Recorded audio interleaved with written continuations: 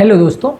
Pulmonary embolism एक बीमारी है जिसमें हृदय से जो लंग्स में नली जाती है उसमें खून का थक्का जम जाता है, ब्लड सर्कुलेशन बंद हो जाता है। आज हम बात करेंगे पल्मोनरी एम्बोलिज्म की बीमारी को पहचाने कैसे, इसमें क्या इंपॉर्टेंट सिम्टम्स होते हैं, यानी व्यक्ति को क्या ऐसे लक्षण मिल सकते हैं जब कभी उसे पल्मोनरी एम्बोलिज्म हो। इन सिम्टम्स के बेसिस पे यदि किसी को एम्बोलिज्म है या नहीं ये डिसाइड हो सकता है और बाद में हम टेस्ट करके पता कर सकते हैं कि इसे पल्मोनरी एम्बोलिज्म है या नहीं और आगे ट्रीटमेंट स्ट्रैटेजी प्लान कर सकते हैं।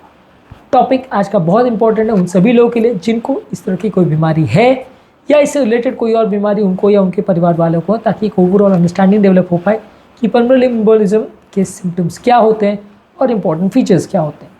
टॉपिक पर जाने से पहले जो लोग हमारे चैनल पर नए हैं उन्हें रिक्वेस्ट करूँगा कि चैनल को सब्सक्राइब करें, वीडियोज़ को लाइक करें, शेयर करें, फॉलो करें, कमेंट करें, पूरा देखें और हमारा मनोबल बढ़ाते रहें।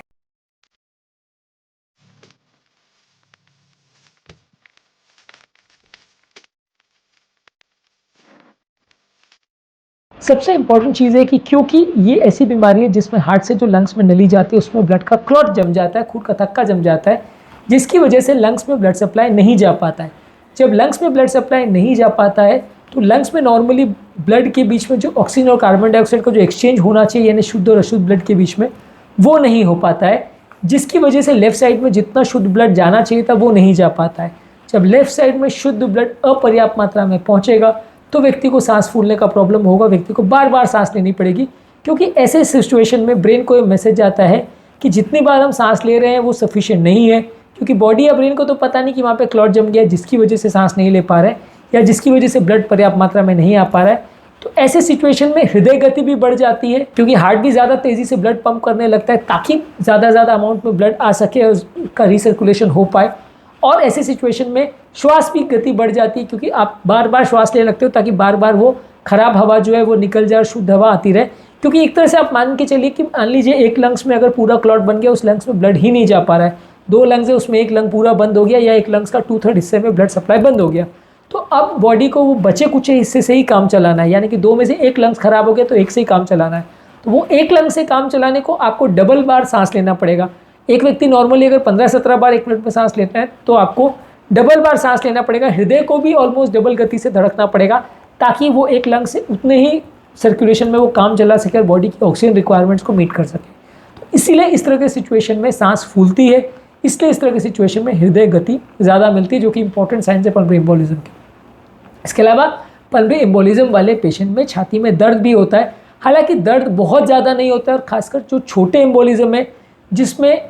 लंग्स के चारों ओर जो झिल्ली होती है जिसे प्लूरा बोलते हैं उसके पास का एरिया अगर सड़ जाता है यानी इन्फेक्शन हो जाता है तो पेन होता है, लेकिन ये पेन काफ़ी कम होता है। और हार्ट अटैक से आप इसको कंपेयर करो तो हार्ट अटैक वाले पेशेंट में पेन ज़्यादा होता है, सांस कम फूलती है, जबकि पल्मोनरी एम्बोलिज्म वाले पेशेंट में सांस ज़्यादा फूलती है, दर्द कम होता है। तो यदि किसी व्यक्ति को इस तरह की कोई क्लॉटिंग का प्रॉब्लम हुआ है और सडन व्यक्ति को बहुत ज़्यादा सांस फूल रही है और दर्द कम हो रहा है तो उसको एम्बोलिज्म होने का चांस ज़्यादा है। यदि किसी व्यक्ति को बहुत ज़्यादा दर्द हो रहा है, सांस कम फूल रही है तो हार्ट अटैक होने का चांस ज़्यादा है। हालांकि एग्जैक्टली हर केस में ये सेम टू सेम रहेगा ऐसा कोई फिक्स नहीं है, केस टू केस वेरिएशंस हो सकते हैं, दोनों फीचर्स भी एक साथ देखने को मिल सकते हैं। तो आपको आगे फर्दर टेस्ट करके डिसाइड करना पड़ता है, इको करके, ट्रोपोनिन करके और एंजियोग्राफी वगैरह करके डिसाइड करना पड़ता है कि किसको हार्ट अटैक है और किसको एम्बोलिज्म। लेकिन हाँ, एक वेग से फीचर आप इसको मान सकते हैं कि एम्बोलिज्म में सांस ज़्यादा फूलेगी और हार्ट अटैक में दर्द ज़्यादा होगा। इसके अलावा व्यक्ति को खांसी भी ज़्यादा हो सकती है यदि उसको एम्बोलिज्म है। यदि एम्बोलिज्म है तो उसको खांसी में ब्लड आने का भी फीचर हो सकता है, बहुत ज़्यादा ब्लड नहीं आएगा लेकिन थोड़ा बहुत ब्लड स्ट्रीक स्पूटम यानी खांसी या बलगम में थोड़ा सा खून के छींटे आ सकते हैं। यदि ऐसा हो रहा है तो वो भी एक एम्बोलिज्म का फीचर हो सकता है। हालांकि बहुत ज़्यादा मात्रा में अगर ब्लड आ रहा है तो वो एम्बोलिज्म का फीचर शायद ना हो, कोई और ट्यूमर या गठान की वजह से लंग्स में अगर ब्लीडिंग आती है तो वैसे केस में ज़्यादा ब्लड खांसी में निकल सकता है, एम्बोलिज्म में उतना ज़्यादा ब्लड नहीं निकलेगा। इसके अलावा हृदय की गति जो बढ़ती है वो काफ़ी देर तक बढ़ी हुई रहती है। नॉर्मली हम कुछ मेहनत का काम करते हैं या भागते हैं, दौड़ते हैं, कुछ इंपॉर्टेंट स्ट्रेस करते हैं तो हृदय की गति कुछ देर के लिए बढ़ जाती है। लेकिन पल्मोनरी एम्बोलिज्म वाले पेशेंट में आपको सांस फूलती रहेगी, हृदय की गति बहुत देर तक बढ़ी रहेगी और आप उस समय कोई मेहनत का काम भी नहीं कर रहे होगे, लेकिन बैठे बैठे में भी आपकी श्वास की गति और हृदय की गति दोनों ज़्यादा होगी। यदि ऐसा हो रहा है तो वो एम्बोलिज्म के फेवर में एक साइन है, लेकिन हर केस में ऐसा एम्बोलिज्म होगा ही होगा, ऐसा कोई फिक्स नहीं है। फर्दर टेस्ट किए बिना आप उसमें कंफर्म नहीं कर सकते। इसके अलावा कई बार लोगों का सर्कुलेशन जब कॉम्प्रोमाइज़ होता है तो आपको चक्कर आने लगते हैं, क्योंकि ब्रेन का ब्लड सप्लाई कॉम्प्रोमाइज़ हो जाता है और जब चक्कर ये बहुत बढ़ जाते हैं तो आदमी बेहोश भी हो सकता है। तो कभी कभार अगर किसी व्यक्ति को सडन अनकॉन्शियसनेस हो रही है और वैसे व्यक्ति का आप टेस्ट जब करते हो और पाते हो कि एम्बोलिज्म के फीचर्स हैं इको में या राइट साइड का हार्ट डायलेटेड है,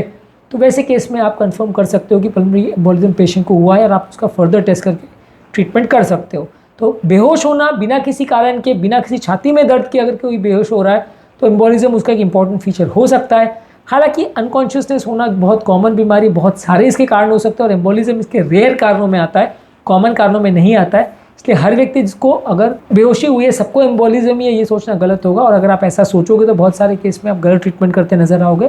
तो इसलिए एटलीस्ट टेस्ट हो जाना चाहिए, लेकिन ज़्यादातर केस में एम्बोलिज्म नहीं निकलेगा, ज़्यादातर केस में कुछ और बीमारी निकलने का चांस ज़्यादा है यदि किसी को सिर्फ बेहोशी का प्रॉब्लम है तो। इसके अलावा यदि किसी व्यक्ति के पाँव में स्वेलिंग है, लालीपन है, पाँव में बहुत ज़्यादा दर्द अगर हो रहा है, ये अगर फीचर्स मिल रहे हैं तो ये डीप वीनस थ्रोम्बोसिस की तरफ सजेस्ट करेंगे। डीप वीनस थ्रोम्बोसिस बेसिकली ऐसी बीमारी है जिसमें पाँव की नलियों में क्लॉट या खून का थक्का जम जाता है, जिसकी वजह से ब्लड सर्कुलेशन वहाँ रुक जाता है, पाँव फूल जाता है, लाल हो जाता है। यदि ये मिल रहा है और साथ में सांस फूल रही है तो एम्बोलिज्म होने का चांस ज़्यादा है, क्योंकि पाँव का जो क्लॉट है वो उसको डीप वीनस थ्रोम्बोसिस बोलते हैं और वो क्लॉट पाँव की नली से निकल के जब बड़ी नली के थ्रू होता हुआ, पेट से होता हुआ हार्ट में जाता है और हार्ट से फिर लंग्स में जाता है, तो लंग्स की नली को चोक कर देता है, जिसे एम्बोलिज्म बोलते हैं। कुछ लोगों को वीजिंग भी हो सकती है, जब आप स्टेथोस्कोप से उनको सुनते हैं तो कुछ लोग को वीजिंग का या अबनॉर्मल ब्रीदिंग साउंड्स भी आ सकती है। हालांकि ये कंपैरेटिवली अनकॉमन है। ज़्यादातर केसेस में एम्बोलिज्म में लंग्स में आपको ऑस्कल्टेट जब आप करते हो तो कोई साउंड नहीं मिलेगा। यानी ये भी एक इंपॉर्टेंट फीचर होता है कि व्यक्ति को बहुत ज़्यादा सांस फूल रही है लेकिन आप ऑस्कल्टेट कर रहे हो, ना कोई पानी भरे वाली साउंड आ रही है, ना खड़खड़ की साउंड आ रही है, ना कोई वीजिंग आ रही है, तो अगर ये दोनों ही चीज़ें नहीं है तो एम्बोलिज्म के काफ़ी फेवर में जाता है कि सर्कुलेशन प्रॉपर ना होने की वजह से व्यक्ति को सांस फूल रही है, और उस लाइन्स पे आपको सोचना और ट्रीट करना चाहिए। आज के टॉपिक में हमने बात करी पल्मोनरी एम्बोलिज्म के इंपॉर्टेंट सिम्टम्स या लक्षण क्या है। इनमें से यदि कोई भी सिम्टम्स या लक्षण आपको सडनली अगर हो रहे हैं तो डेफिनेटली आपको पल्मोनरी एम्बोलिज्म के लिए जांच करना चाहिए। उम्मीद करूँगा कि आज के टॉपिक में कुछ नई बातें जानने को मिली होगी। जो लोग हमारे चैनल पर नए हैं उन्हें रिक्वेस्ट करूँगा कि चैनल को सब्सक्राइब करें, वीडियोज़ को लाइक करें, शेयर करें, फॉलो करें, कमेंट करें, पूरा देखिए, हमारा मनोबल बढ़ाते रहें।